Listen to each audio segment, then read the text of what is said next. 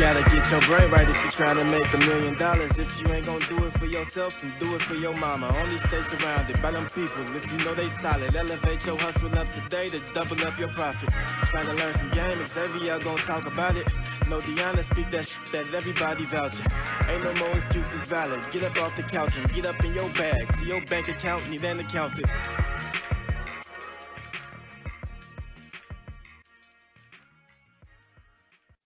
Yo, welcome back to the greatest show on earth, the Millionaire Mindsets Podcast. I am your host, Xavier, and today we got another super dope episode. My co-host, Lee, she won't be in on this one, but she going to be back soon, y'all, I promise. But like I said, it's going to be a dope episode. But before we start, we would like to advise all the listeners to please like, subscribe, leave that 5-star rating and review. Once again, all those things is greatly appreciated, so if y'all could do that, like I said, we appreciate it. But getting right to the show, man, we got a super special episode, man. I moved out to Dallas. This has been like almost like a year and a half now. And this is one of the first guys I met out here as well. And we've been locked in ever since, man. I got my boy KG, the owner of COSIGN magazine. Yes, welcome to the show, bro. I'm glad you're here, man. Man, I'm glad to be here too, man. I see a lot of celebrities, a lot of people making money here. So I'm like, man, if I get the invite, that means I'm doing something right. Yeah, man. You doing your thing for sure, bro. I appreciate you, bro. Thanks for having me, man. For sure, bro. You already know we got to get it done, man. But just getting straight to it. So for the people, like they may have been stuck under a rock, not paying attention to what's going on. Just give them some background on yourself. Let them know who you is. Man, I'm COSIGN KG, founder of COSIGN Magazine and COSIGN Media.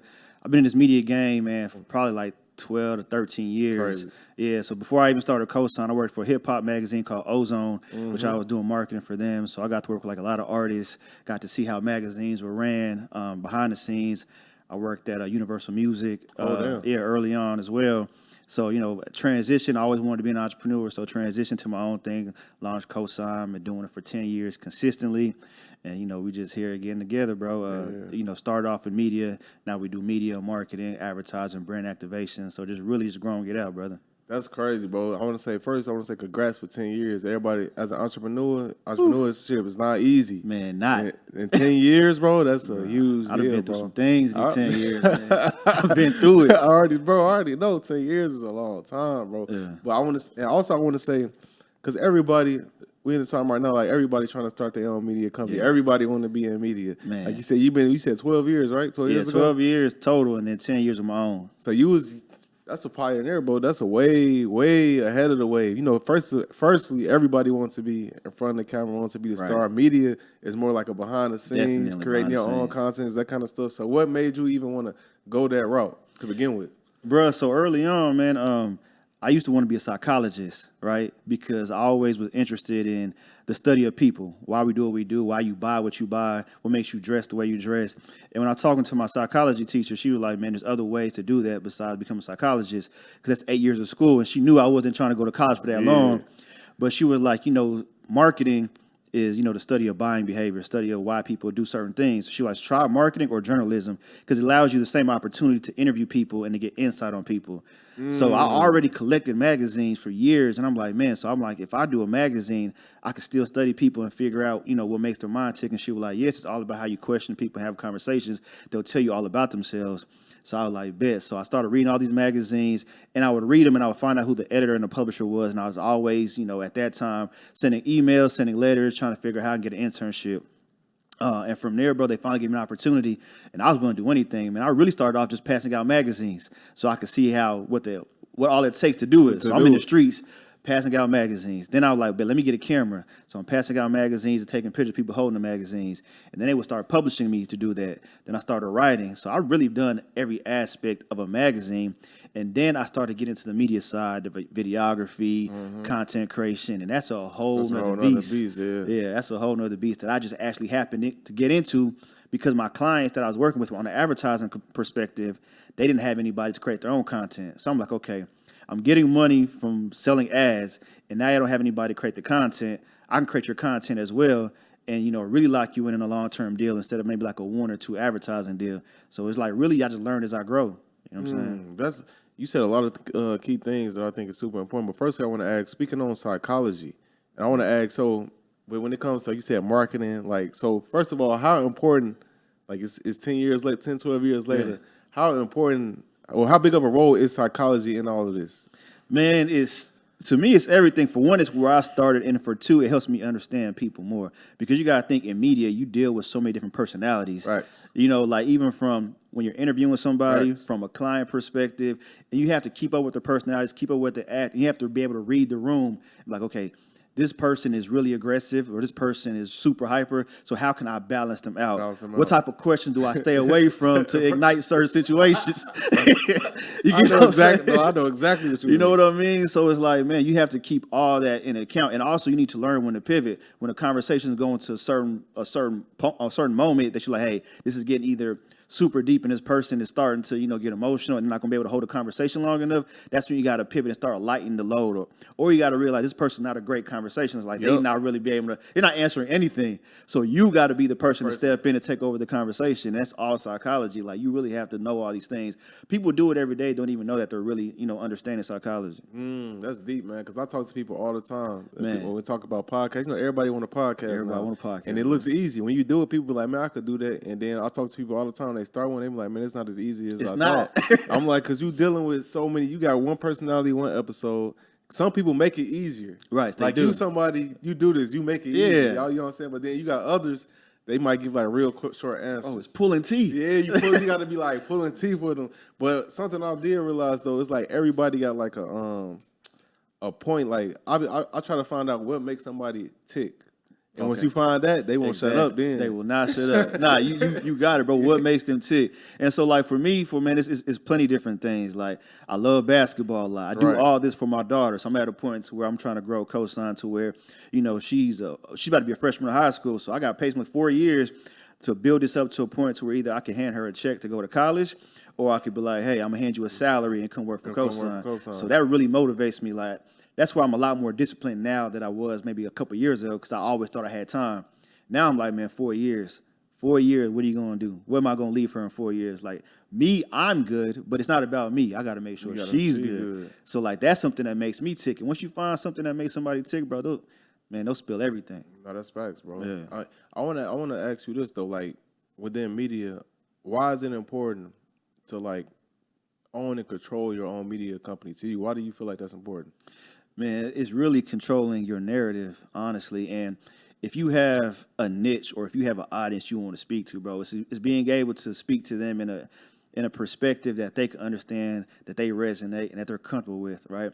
So, like, a lot of times, man, when you read blogs or publications or podcasts, not everything is for you, right? So, sometimes when I really started media a while ago, bro, I started because there wasn't nothing that I wanted that I could read. And basically what I wanted a publication for, like, the cool kid. What I mean by the cool kid was somebody who knew they weren't going to the NBA, right? Didn't want to be a lawyer, wasn't going to be a rapper, but they still had, like, a swag to them, right? Like, they could be a celebrity photographer, or they were an investor and entrepreneur, but, they wore Jordans, drove fancy cars. Like, who was talking to those people? Because at Ozone, they were only talking to the artist, the hip hop or the rapper, right? Who was talking to their manager who's getting 20% of everything they do, right? Who's talking to the publicist who got them to be able to get into Double XL, Rolling Stone, etc. So I'm like, man, I want to learn how they got to where they got, and then I want to tell their story. Because those are like everyday people. Like, I could meet somebody off the streets, and they're more prone to become, a photographer or a manager than they are to become, a top 10 NBA pick player. Or, like a Drake level rapper. No facts. You know what I'm saying? So I was like, man, I need a publication or a media outlet that spoke to those type of people. So I created it. You create, like you said, control the narrative. Yeah, now. control the you narrative. Get to push out whatever. Like, I remember I saying this was a couple years ago, and I saying I was about to say Joe Budden. I'm tripping. I seen Jeff Bezos. Oh. I don't know why I was going to say Joe. I seen Jeff Bezos buy the Washington Post, and I remember I was seeing a lot of people saying, like, why is he buying the Washington Post? Why would he do that? Yeah. And I'm like, bro, this is going over y'all head. Definitely. This is news. This is media. Yeah. So whatever. In the powerful position he getting people talking about him all the time. All the time. So now he on a major media outlet. Yeah. So you think anything bad about Jeff Bezos is going to come out? It's not going to be in the Washington Post. It's not going to be in the Washington. It's not going to be all great things, great all articles. Positive. So yeah. media. Like, I feel like a lot of people still don't realize that even in 2022. To some degree, like, you gotta kind of have it, especially as a business owner, so you can control your own narrative, control your own story. You have everything. I mean, Gary Vee is one of those. early people that said like all businesses should act as a media company. Yeah. And at first, I didn't understand it. And I'm like, nah, man, I need y'all to stay doing what y'all do. But I get it though, because, I think it happened. I can't remember what happened, but there was like this woman-owned business, and I think it was for like female hygiene or female care, and somebody like wrote a bad report about her or something, and like it really destroyed her business. And she had to like go through damage control ahead of it. But if she would have had like maybe her own platform, podcast, or something she could like really talk about, and like people knew she was an expert in that, then she wouldn't have had to do all that, bro. But because she didn't, now she's backtracking and having our PR team and all that, man. It's sad to see, but it happens all the time in business. It's like when you got a platform, you can whether you got the agenda or not, because at the end of the day, everybody got their own agenda. Right. You could push your agenda, or if somebody is pushing against your agenda, give you backlash, you can respond. Exactly. You got your own platform. But if you ain't got your own platform, oh man, you ain't got no voice. You ain't got no voice. Then you gotta hit up people like, yo, man, let me get on your podcast. I gotta talk some shit for a second. I need to get something out here. So that's real, bro. But I want to ask you this though, because you've been doing this for 12 years, and it's so many things that didn't change, transitions in 12 years. Like platforms, TikTok still relatively new. Yeah, facts. IG came out over the time. All those different things. So talk about like those transitions and how different it is now compared to then. Bro, you have to just be able to adapt. I'm not gonna lie. When my thing was, I loved holding tangible magazines. I collect them, right? So I was like, man, I'm always going to print, which I am. But then I also got to realize I'm a businessman too. Printing is expensive. You know what I'm saying? That's cutting into my overhead. So it's like, how can I still print but be able to, pivot and transform to today digital media, right? So what I did was, to cover my print, I started hosting magazine release events, right? And I did that for two benefits. One, anytime you bring a community together, those are opportunity to provide somebody with value and to be able to sell them something, right? So I'm bringing you together. You're getting value from networking, free drinks, free food. You're meeting people, and then you want to support and buy the magazine. So I'm making money from selling the magazines, but I'm also building community, all right? And with me building that community, then I could put them in my pipeline, whether it's, my email newsletter, whether I'm having them follow me on social media, whether I'm getting potential guests for the platform. Right. But once you bring them together, bro, like it's endless of what you can do. And it's also potential clients. Like I said, not only am I doing advertising, but I'm doing, the social media marketing, the brand deals. So there's a lot of touch points with me being able to pivot and understand that, hey, I can't grow with just being a physical magazine. I got to continue to go digital. The YouTube channel, the podcast, and all those are adding revenue to the business. Exactly. Right? I was listening to, I can't remember where it was, man. I want to say, you may have said it too before, but they say you got to have 7 streams of income, seven sources of revenue, right?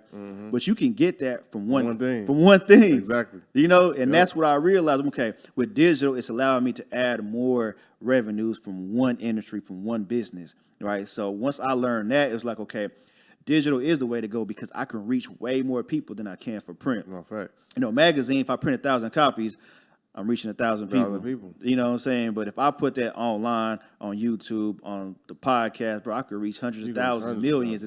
Opportunities are endless. I feel like where people go wrong is that they don't invest into it, right? They just think, I'm going to post on social media and I'm going to leave it out there. You got to be able to pour back into it and do your research, understand that, Facebook, Instagram is a pay-to-play platform, honestly. Yeah. You know what I'm saying? For sure. So you have to. You got to pay. And that's how you reach that wider audience. And, do your research on what does media look like in 2023. We're in 2022 right now, but what does it look like next year? You'll see all these reports where it's transitioning to, and get ahead of the curve. Stop waiting till after it happens and then you're on the line trying to play catch-up. Once I seen everything started going digital and I was slow to YouTube, I was like, man, I'm not missing that podcast money. You already know. I'm not missing that. I'm not missing the brand deals. That's why I do a lot of big events like the COSIGN Awards or COSIGN Experience Weekend, because media has transformed from magazines to digital to experiences. Right? There's a lot of opportunity in doing live experiences. You know what I'm saying? Because you can couple your live experiences with the digital experience, and and brands will pay a hefty price for that. So once you learn that, there's so many touch points people can do that they're leaving money on the table. So many, bro. But you're right. It's so, and in a weird way, it's still kind of, at least that's how I see it. It's still kind of early when it comes to digital. I feel like it's still so much untapped money and earning potential for people, because sometimes at the end of the day, it's still kind of hard for these companies to value how much is one listener worth, right? How much is a download worth? How much is a stream really worth? How much is a view worth? How much is a view worth? Right. Like, it's hard to really. That's why you could talk to these companies and you could hit them sometimes with numbers that sometimes might not make no sense because there's no way, there's really no blueprint yet. I'm like, what's this really valued at? I'm gonna give y'all a gem. So the things with brands that I realized too is outside of KPI, everybody has their KPI, exactly. Right? But what they're looking for is you got to do your research to figure out what that brand's initiatives are, and then you have to like figure out how you can enhance it. So I'll give you an example. When I was pitching to Chase, their whole thing was advancing black pathways, advancing the black entrepreneur, the black and brown community. So when I started researching, it was like getting black and brown people more, becoming homeowners, financial literacy, and education. So I created, a program, and I created a kit based on that. So that way it was a win-win. They already have an initiative for 2022. This is how COSIGN can come in and enhance that initiative. Once you put it like that, black and white, bro, they're not gonna say no. They're not going to say no because it already aligns with their initiative. After that, you just got to negotiate prices or, programming and all that stuff. But they're not going to say no to that. And every business has their own initiatives. Yeah, they do. I'm pitching to Lexus right now, and I figured like they had a whole campaign called Hustle. I can't remember the name. It was about hustling. I'm like, man, COSIGN is all about entrepreneurs and creatives hustling, bro. So I researched all their campaigns, and I figured out, okay, how can COSIGN enhance that, bro? And that's how you really win. You know what I'm saying? No, that's a gem. That's a gem right there, bro. You just gave that's some free game. That's right a free game. That's free game. I usually charge. right. No, for real. Like that's free game. Because I know a lot of people that's listening. I'm pretty sure they ain't never heard that before. Nah, man. Sometimes people just go off the whim. They like, I'm just gonna find an email and shoot them an email. Man, but you gotta think how many. Even look for you. How many cold emails do you probably get? They want to be on the podcast, bro. I couldn't count them. It's like overwhelming though. Yeah, and sometimes you don't really give them a chance because you don't know who that person is. Exactly. They're not leading into nothing. And even with me, it's like prove that you're at least a fan or a listener first. You know what I'm saying? Yep. Like I'll be more prone to having you on my platform if you say, "Hey, I watched your interview with Xavier and y'all talked about this, and this. I also do this. If you need any touch points on this industry, let me know." I'm like, dang, he listened and he can help me grow because we're talking about this industry. People just be like, hey, I need this. How can you help me? How can you help me? What do I need to do to get on there? Yeah. I'm not about to waste my time to tell you exactly what you need to do. I'll read that and I'm gonna be like, next person. Like I'll give a prime example. Kelly OG, she's been on here twice. She got on the show because she emailed me. She sent me like pretty much like a what's it called? The kits. Like media kit. She pretty sent me like a media kit. Like this is who I am, this is what I do. Like she sent me her Twitter, Instagram, TikTok, and I'm like, dang. Then I knew somebody that was just telling me about her. Then she sent me that email. I'm like, say less, it's in. We've been locked in ever since. So it is how you do it. But I want to ask you this real quick. So what's been the hardest thing with having a media company? Man, I would say is staying on top of the revenue aspect. What I mean by that is always selling, right? Because we look at media and it's content. Who's paying for that content? Who's paying for it? All right, who's paying for the production? Who's paying for for everything? Who's paying for the COSIGN loft? Who's paying for the equipment, the editing, the photography, all that? Who's paying for that? And it's through sales. Like we get to a point to where people look at the vanity stuff. Ah, man, it looks like you're doing great. You're killing it, bro. But you don't understand that when I'm not creating content, bro, I'm sending emails or I'm calling people. I'm trying to find new clients. I'm trying to broker deals. Like you have to sell yourself every day. Just like in a business, we're at this place with a whole bunch of shopping centers, right? In a business, they have to make sales every day. They have a quota every day. Every day. You can't. Today we're going for $2,000 in sales. How come small businesses don't have that? Even if they're not brick and mortar, today I at least want to make $1,000. How do you make $1,000? Well, I know 2 services. I charge $500 each, so I need to sell 2 people. To sell 2 people, I got to probably speak to about 25. Yep. Where am I going to get 25 new leads from? And then you do that. Break it down every day. every day. That's a system. Yeah, it's a system, bro. But I'm not gonna lie, it gets difficult because you want to do the fun stuff. Yeah. We want to do the interviews and go to the events. But it's like, okay, that's cool, but you have to sell yourself every day. That's how you make it long term. That's what Complex are doing. That's why they hire sales teams. Yeah. You know, executive sales teams, bro, because their only job is to sell. Whether it's, hey, we have advertising. Oh, you don't have advertising? Or we have marketing. Oh, you don't have you don't need marketing? Oh, we have data. Like media companies are selling data now. Yeah. You know what I'm saying? No, facts. They're selling data. That's exactly what you're selling. When you do a brand partnership, Yeah. they want the data. They're selling data. So whatever you need, we got it. What do you need?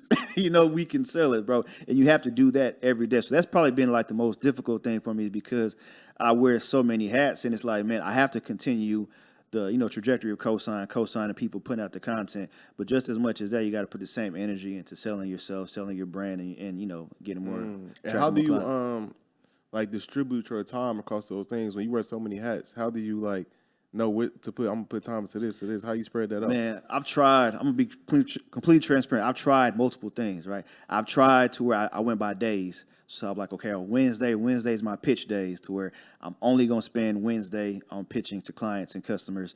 Monday would just be editing content. So I'll get like the full videos. Monday, I'll chop them up, you know, do the Instagram reels, clips, all that. But what I've learned is it's not really possible because I'm still doing little tedious things that take my time away. Right? So what works best for me now is like breaking them down in hours. So it's like 8 to 10, I'm only going to do emails, you know, email follow-up and, you know, email pitches. I'm going to start the day with emails. 10 to 12, I may do my content, right? 12 to 1, I'm going to take a lunch break, just like if I had a corporate job. I'm not doing nothing 12 to 1. I'm chilling. I'm texting the homies. You know, I'm shooting basketball in my house. Like, I'm doing whatever I want to do from 12 to 1. And then 1 to 5 is my second half of the day where I just do stuff that I haven't finished. I'll go back and do that. And that works. And anything after 5 I do is extra just because I want to. You know what I'm saying? If I want to continue to, you know, work, I will. If I want to work on a pitch deck, I will. But I try to break it like that and give myself some leniency and give myself a break. Because I've done that. I'm going to work 12 hours straight. And second half of the day, I'm really not productive. Like, I'm working, but it's like busy work. You know, I'm just in front of the computer, like, doing stuff. I'm staring at the computer. So it's like I'm not really putting my most energy into it, right? Yeah. So it's been more helpful for me to break it down by, like, hours. Because that way I know, okay, I'm going to go strong in this hour doing this, then move on to the next thing. That's a good strategy. I remember bringing up Jeff Bezos again. I remember I read something that they said he do shit in 15-minute intervals. 15 minutes? I said, that's crazy. I said, that's like, when I read it, I'm like, I don't even think people can understand how crazy that is. Yeah. But at the same time, as soon as I read it, I'm like, it makes sense because if I know I got 15 minutes to do something, ain't nothing you can do to distract me. Nah, facts. Because I know I only got 15 minutes. I got to get this done. I was talking to this one entrepreneur, this high-level entrepreneur. He told me he does 4-hour power days. So what that means is for 4 hours in the morning, he only does high-level work for 4 hours. He's not doing emails. He's not doing like that. High-level things that's going to broker deals, that's going to work on client work, that's going to, you know, bring him in some new people. He does that for 4 hours. Then after that, he can do whatever he wants with the day. But at least, you know, for that 4 hours, he's not on his phone. He's not doing little small stuff like the emails his assistant does. But 4 hours, he's doing nothing but high-level work. And he's like, man, I got more work done doing 4 hours of high-level stuff than I was doing 8 hours of everything. That's game too, though. Let's talk about the team, though, like, because we know you can't, it's only, you're going to hit a ceiling when you working, and it's just you working. Man, facts. So talk about how, because this is a common question that people ask, like, how do you find the right people to work with? Like, I feel like people, especially entrepreneurs, they struggle with that. Like, man, how do I know this is the right person to bring in on my team, on my staff? So talk about that. You've been doing this for a while. So how do you find the right people, and then how do you know when this is the right person?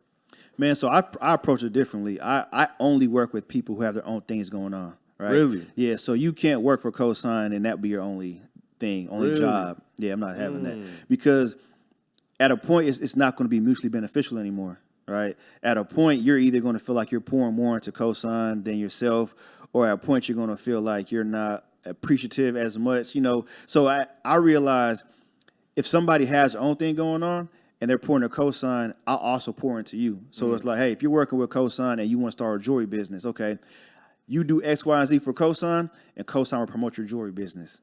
You know what I'm saying? So now you're getting paid, but you're also getting other services that you're not paying for, and it's mutually beneficial. You're helping me, I'm helping you in.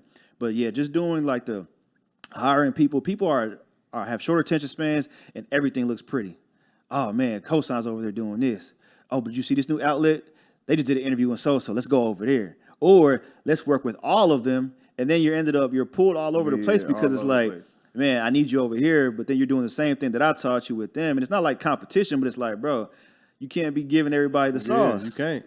Right? You can't. So it's like, man, you have to have your own thing going on. So it's like, man, as much as you pour into our company, we're going to pour back into you. So you're going to feel like a sense of loyalty, right? And that's what I feel like people aren't anymore. Look at the NBA jumping around. And I get it, they're jumping around for the bag and who they want to play with. But it also started with the teams at first. The teams weren't loyal. So I try to be loyal with my, the people that I work with. My employees, my partners, my interns, like, be loyal with them. I'm going to pour into you as much as you pour into COSIGN, because if you don't, it's going to get to a point to where you're going to leave or you're going to look for like the next biggest thing or brighter thing. So, but they're not going to do what we're doing for you. You know what I'm saying? They're not going to take the time to, to mentor you or to even introduce you to people that can help your personal business grow. Like, that's what I'm willing to do for you. Oh, you want to start a jewelry company? Well, my cousin does custom jewelry and he has these type of vendors. This is how he does it. Let me set that meeting up for you. Now you get in your own bag and you're more prone to be loyal to me because you like, man, KG, you really helped me out. Yeah. Let me ask you this though, because this is another question I get with people that say, well, I could just recently started my business or my business isn't that profitable yet. So how am I supposed to find the team and get staff when I don't even got the money to pay these people? What's your answer to that? So if you can't pay people and you can't even at least do Fiverr, I'm talking about Fiverr is like $10 sometimes per employee. If you can't at least do that, what you have to do, what I tell people is, first of all, you have to exhaust all options, all resources. What I mean by that, really look at your day and how much time you're spending on your business. Are you really going as hard as you can? Because if you really were, you would have some type of income coming in. Some type. Yep. If you're really putting 8 hours, and when I mean 8 hours, I don't mean 8 hours on social media posting, saying that you're going to do this. Are you doing outreach? Are you really going down your followers and sending those DMs, but personalizing them? Let them know like, hey, would love for you to try this. Are you at least investing your day job money into becoming a vendor at an event to get more lead generation and at least try to sell some of your product or services? Now, if you do all of that and you're still not making any money, what you really got to do is find somebody who can at least believe in 50% of your vision, because they're not going to believe in 100% of your vision. Especially with no results. Yeah, especially with no results. It's not going to happen. So you had to find who at least in 50% of your vision, and then you had to be willing to give up equity. Yep.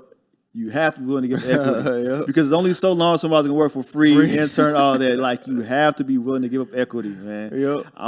It's up to you at what percentage, but at least go into like, hey, man, I've been doing this for this long. I've exhausted all resources, all options, and I can't get to the next level.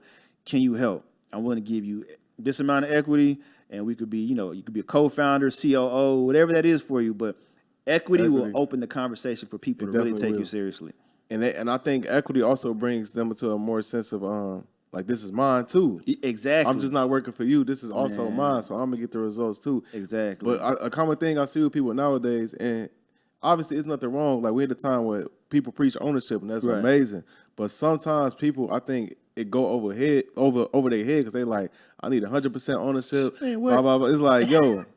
You 100% ownership means everything is on you, and like I said, you can only, it's a ceiling you go hit. Facts. With 100% ownership. You can't go as far as you really want to go. Facts. And 9 times out of 10, if you're not making money, you gotta give that up. You gotta give up this equity and say, but it's got to be somebody that it's just not like it's just not strictly a money play. This person believe in the vision just as much as you. They could see it and be like, oh, I see where you're trying to go with that. I can help you with this, but we're gonna have to give up some equity a little bit. Fact. And I would say, man, watch who you hire though too, man. A lot of times early on, we work with our friends and people who we know, family. Those aren't always the best hires. Sometimes you got to get with a stranger, and trust them with what you have going on. They may steal it and take it, do their own thing, but they'll be more prone to help you in the long run. Because especially with friends, man, it's tricky working with friends, especially with no paperwork together, so it gets real tricky. And, you got to think, is your friendship more important or is the business more important, right? And go into that before you decide on that. But, like, actually hire people, you know what I'm saying? Like I said, if you get, like, $15, go on Fiverr. You know what I'm saying? Go on Fiverr, man. That's facts. I remember reading something a while ago. It said, when you hire a friend, they're not a friend no more, they're an employee. They are. And I think that's hard. That's hard for a lot of people to understand that, because you still might, like, when somebody an employee it's a different kind of like it's a different kind of rapport you got with this person. Now. It ain't got to be no disrespect. It's all respect, but it's business at the end of the day. And you got to understand that. And that's what I think people don't understand, that like they take their ego gets to the side. That's my homie, but your homie has a business that he employs you for. This is livelihood. You got to do the work. And you can't be like, my home. No, you got to do the work. And, that's a respect factor. That's why, like, sometimes it's better not to do, business with friends, or unless y'all have that understanding. Understanding, right. And y'all got similar goals. And I've been saying for a minute now, I'm like, people got to stop trying to be, I understand it. Like, if you starting your business from scratch, the easiest people to hire is your friends and family. But at the end of the day, it's like, you're gonna have to do something else, because it's gonna be a lot of everybody I know. Well, I don't want to say everybody. There's always exceptions to the rule, but most of the time when I talk to people they got their family working for them, it's always because you got to think those are the people you talk to first. Yeah, you want to throw out an idea like, hey, I've been thinking about doing this, and then you see the energy or excitement they get when you tell them. You're like, dang, bro, you really think it's gonna work? Well, shoot, let's do this. Right. And then next thing you know, y'all in business together, or they helping you out, but then they got personal lives going on. You're like, man, so-and-so said it's going to help, but they not really proactive. This gets weird and tricky, man. I've been in it multiple times, bro. Yeah, that's the business in itself is a very it's a complex thing anyway. Thanks. It's nothing that's as simple as it may look. Even if you go on Gram or whatever social site and you see people that make it look easy. Yeah. If you could see this person day behind the scenes, you probably be like, man, this is nothing but headaches. They don't even know. They don't even know, bro. Like, you got to think preparation, man. Like, preparing for everything. Like, I really wanted to do, that's why I like documentaries, because it really gives you insight. Yeah. So that's really like even this year, we host this big event called the COSIGN Awards. I kind of want to do like a docuseries leading up to what it takes, because everybody sees the final product, they don't know what it took to get there. Like, how I'm on these calls, trying to get partners and sponsorships, getting vendors, or working with the decor team, working with the design team, finding the host, paying these invoices. I mean, as soon as I say, like, hey, I want to work with them, they send the invoices immediately. Who you think paying for them invoices?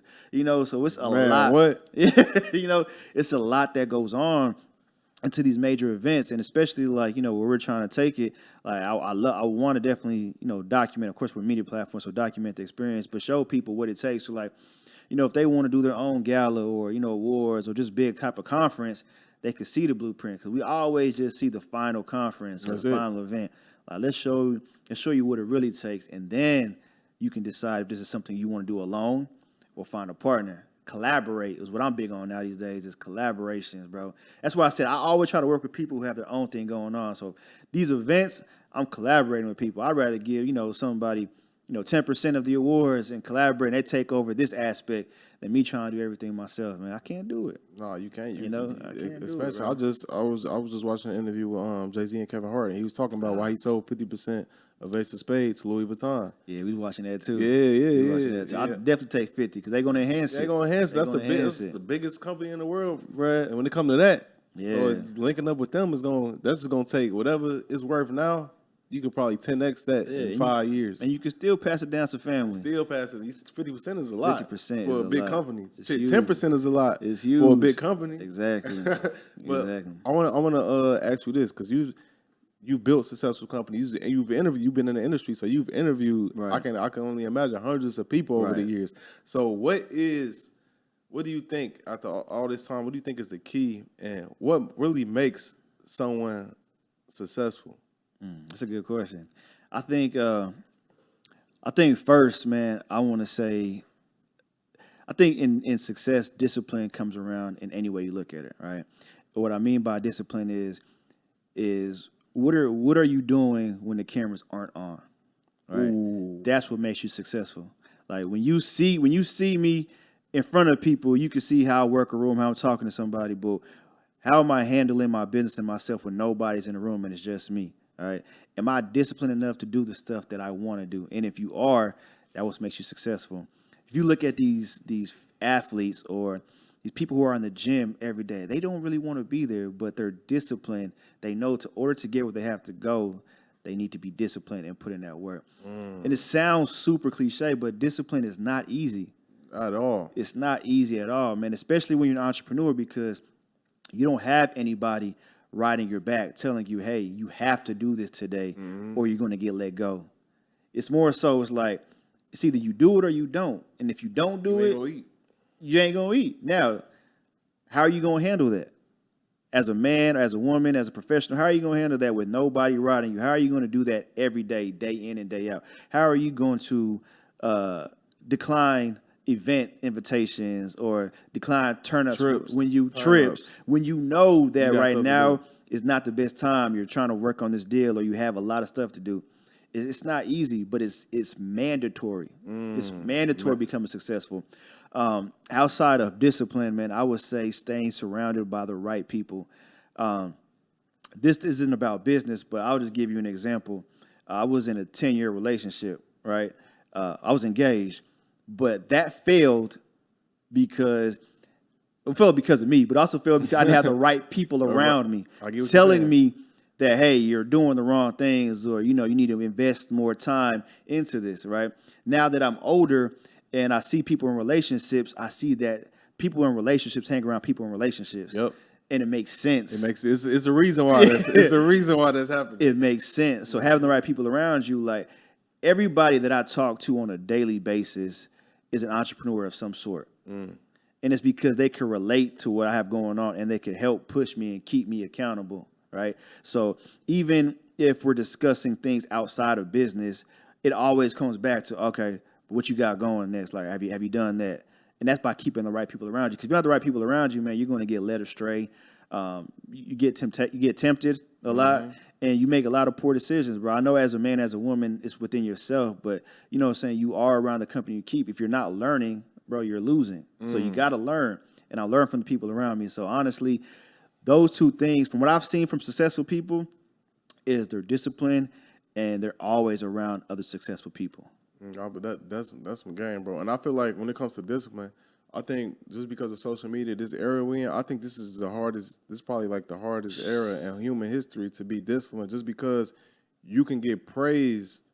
I don't think there's ever been an era where you could get praised for actually not putting in work. Like, you could look like you put in some work, put it on the ground, put it on whatever platform, and everybody like fire emoji. Damn, bro, congrats, keep doing your thing. And you could be like, you ain't did shit all day. All day. Then you spend the next hour scrolling, looking at comments. Looking at the likes. Thank you, bro. Appreciate that. Blah, blah, blah, blah, blah. You put no work in. You ain't put no work in, but they don't know. But they just see they giving you all this praise and acknowledgement. And that could I feel like there got to be some psychological shit, studies on that can trick your brain to feel like, I accomplished something today. It's actually, there's a girl on my team named Adair Byerly. So it's psychological, but there's also scientific things around it. So there's, what's she called?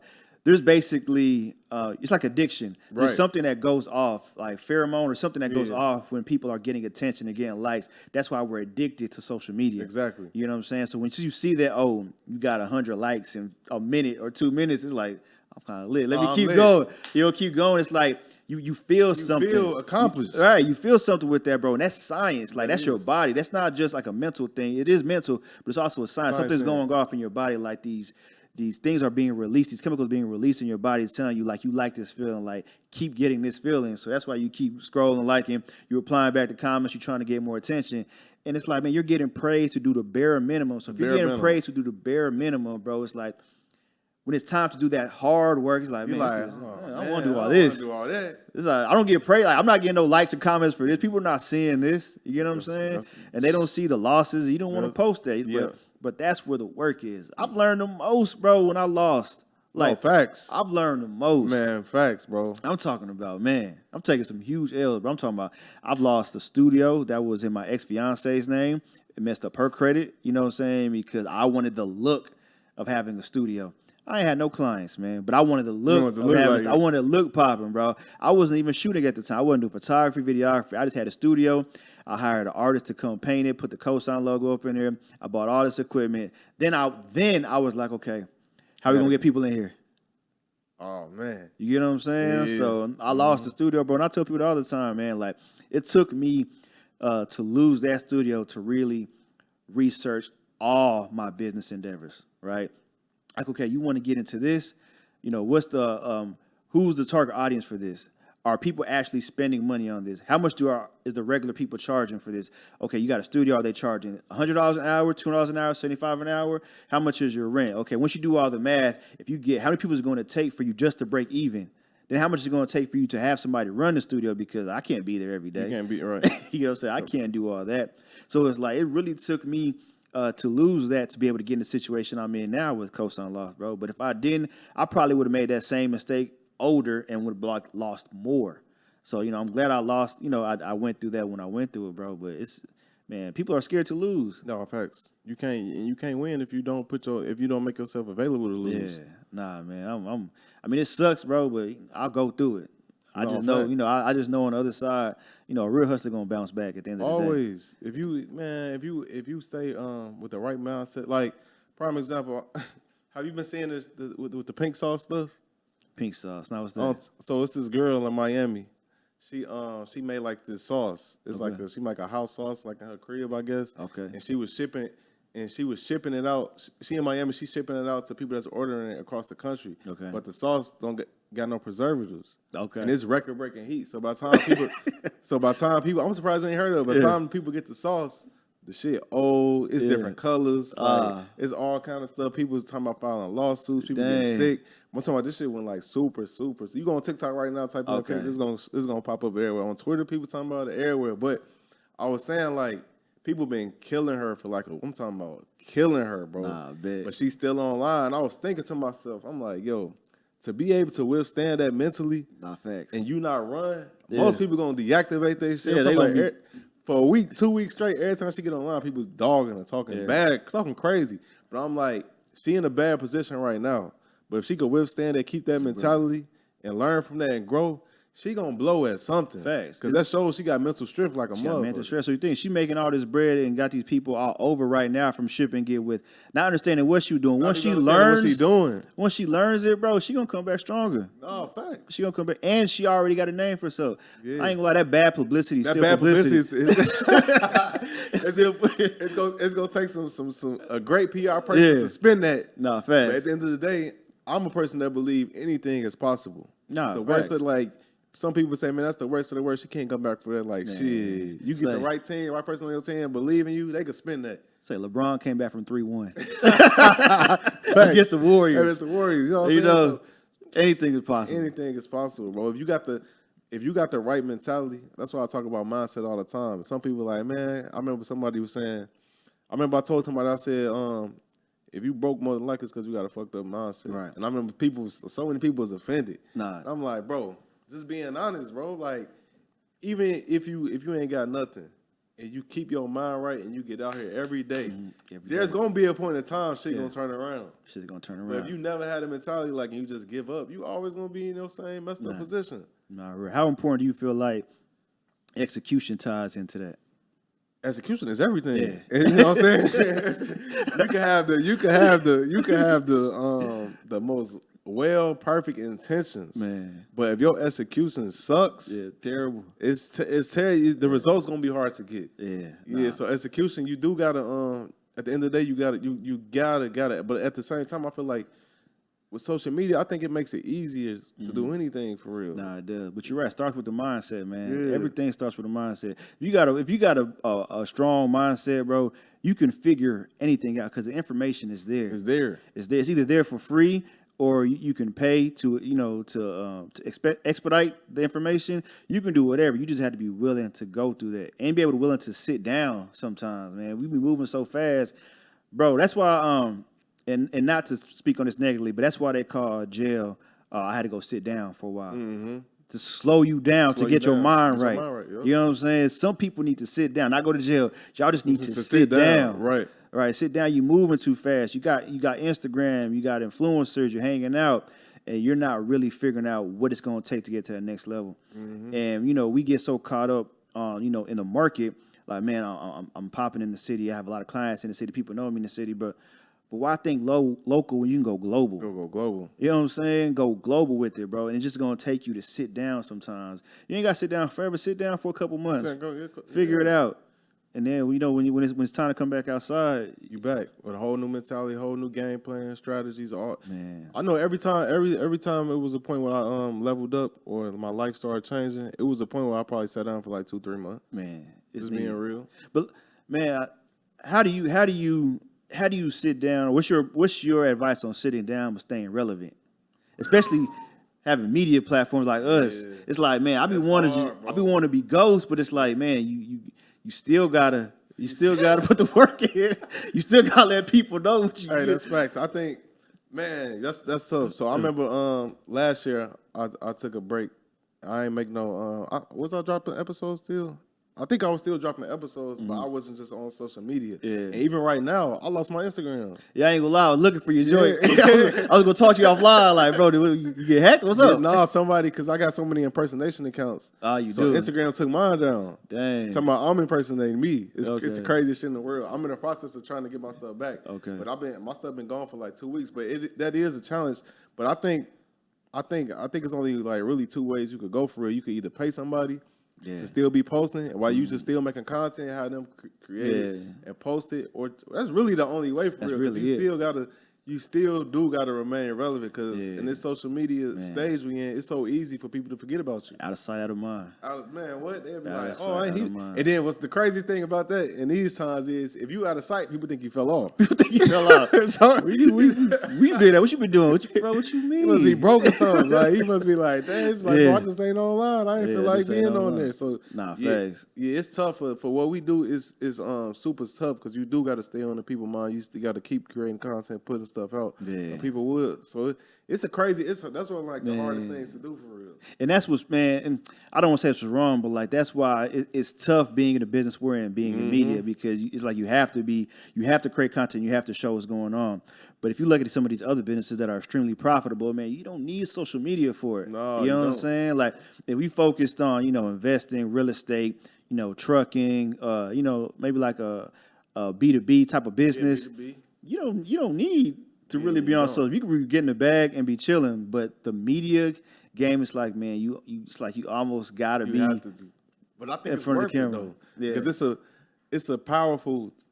Such a powerful tool. Like, I remember being out, and I was out, and this cop, he pulled me over, and he's like, "Oh, you so and so." Yeah, it's crazy. He let me go. He showed love. I'm like.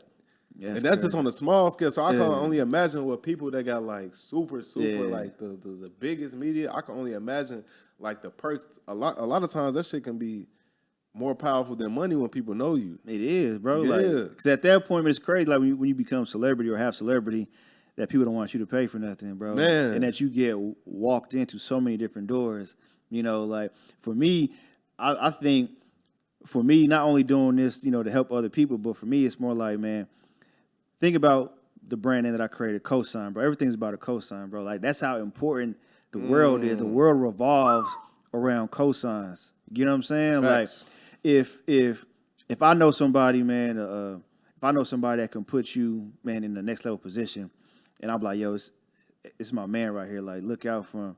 That cosign can change. That cosign can change the life, right? Facts. And that's just it's how we handle business. Like before we buy something, we're asking somebody, "Hey, what you think about this?" You know what I'm saying? Facts. Oh, where should I eat when I come to the city? Yep. It's all cosigns, bro. So it's like, man, it's just crazy how the world works around that. Around those relationships, bro. Around social media, because that's essentially what we're doing online. It's co-signing places, co-signing things, co-signing people. When you outside, oh man, I went to brunch with so and so. You see the body, see the vibe. Now it's like, man, I want to go there. You know what I'm saying? I gotta go check that out. I gotta go. Yeah, it could be trash when you get there, but as far as what it look like, right. You like. But man, that's kind of how like the weight what this kind of does to us, man. Because then it gets to a point to where it's like, bro, we doing this, and it's like people want us to come just to provide that same experience that we shown. So it's like, man. There's really, on a smaller level, it's like, man, doing what we do, there's a lot of opportunities to, help businesses, but to also put us in a position to, to grow and to become, I don't want to become influencers, because at the end of the day, we have influence and we're in media. Yep. You know what I'm saying? So it's not really about the title for us. It's about the content and value we add, bro. And speaking of content, and this is probably like the final question I got for you. What's the sauce on making good content? Because let's keep it real. Most people that you see make content, like, I'm not trying to be funny, but it's weird. Like, I'm more intrigued by bad content than good content.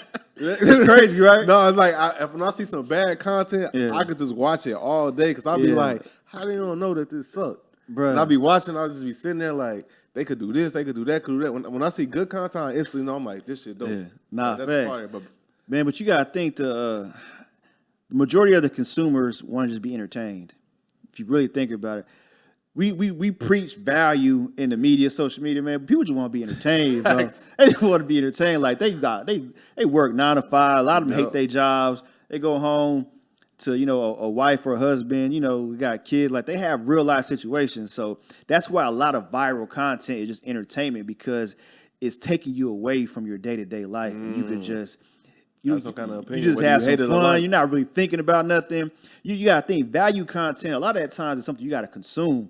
You really got to listen. You got to think. You got to take notes. You got to save and all that. You know what I'm saying?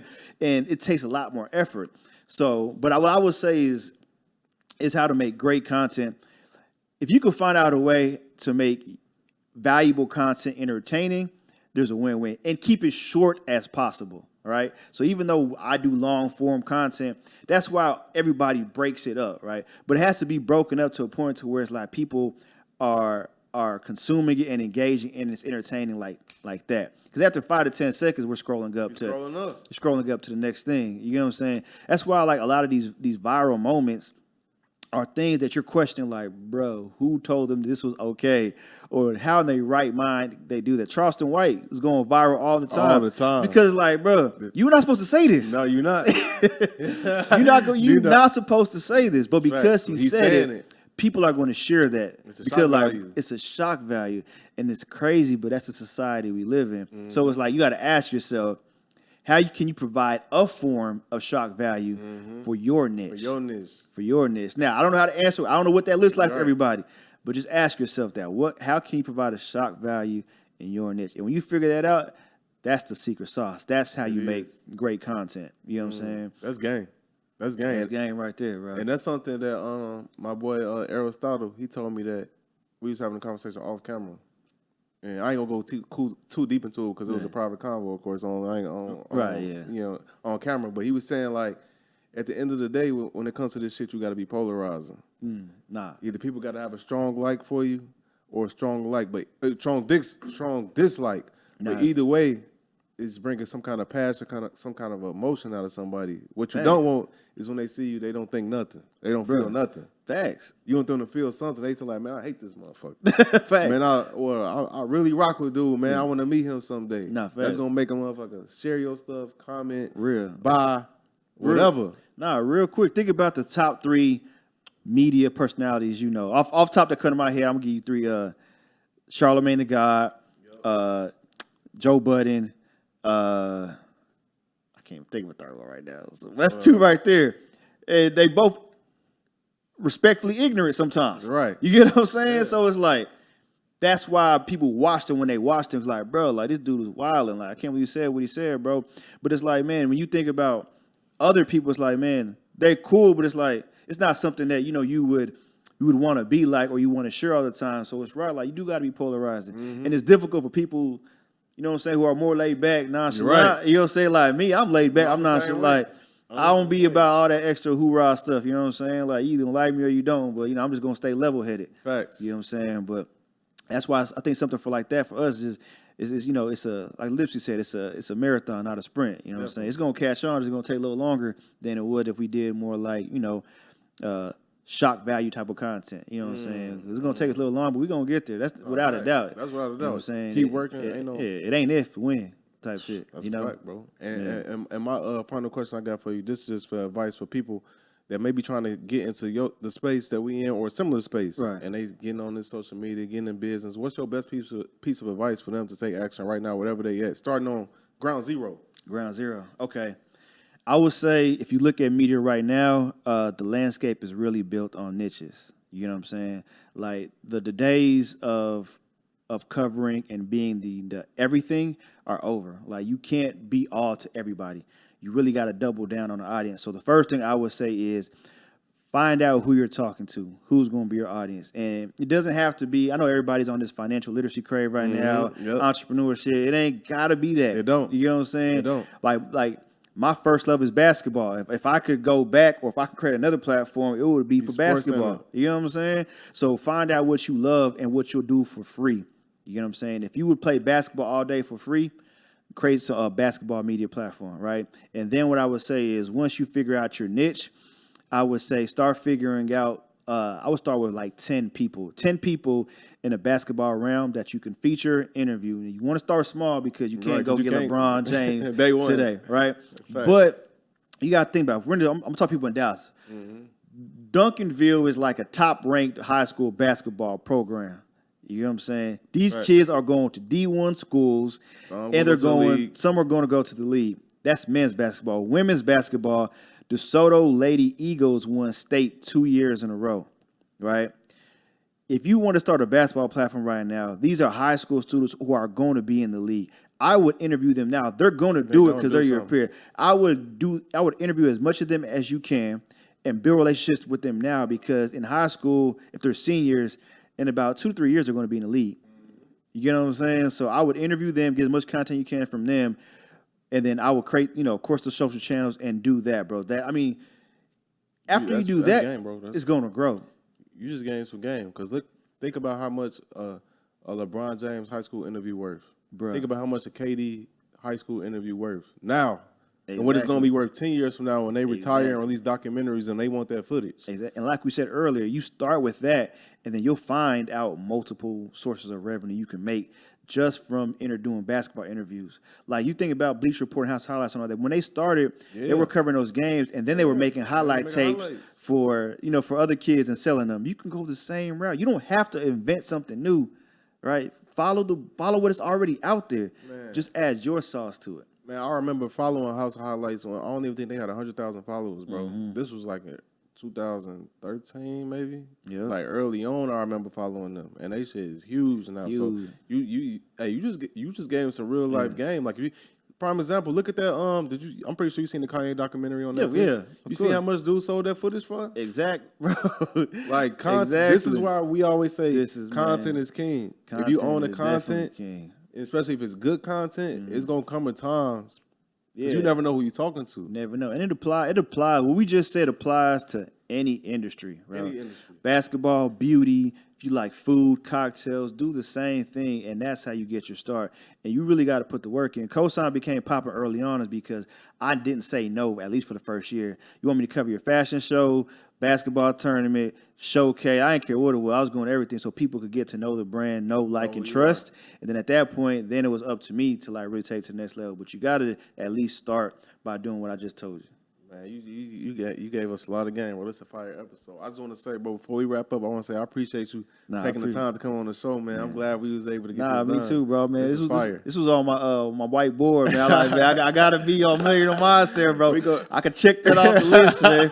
Just let people know my price just went up. Yeah, price just went up, bro. We gonna make sure we get this done again. But before I let you go, do you mind plugging all your stuff where people can find you, follow you, tap in, everything? Nah, for sure, man. You can follow us everywhere at COSIGN Mag, Instagram, Twitter, TikTok. My personal is COSIGN KG. Subscribe to the YouTube COSIGN Mag, and hit the website COSIGNMag.com. Man, I appreciate you for having me, brother. Definitely, bro. You already know, man. And tapping up, you guys could hit me on everything at Xavier C. Miller, and you can find Deanna Kent. That's on all platforms, and you can find the Millionaire Mindsets on our platforms as well. And that's all we have for y'all on this episode of Millionaire Mindsets Podcast.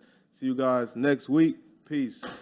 Gotta get your brain right if you're trying to make $1 million. If you ain't gonna do it for yourself, then do it for your mama. Only stay surrounded by them people if you know they solid. Elevate your hustle up today to double up your profit. Trying to learn some game, Xavier gonna talk about it. No Deanna speak that that everybody vouching. Ain't no more excuses valid. Get up off the couch and get up in your bag. To your bank account, need an accountant.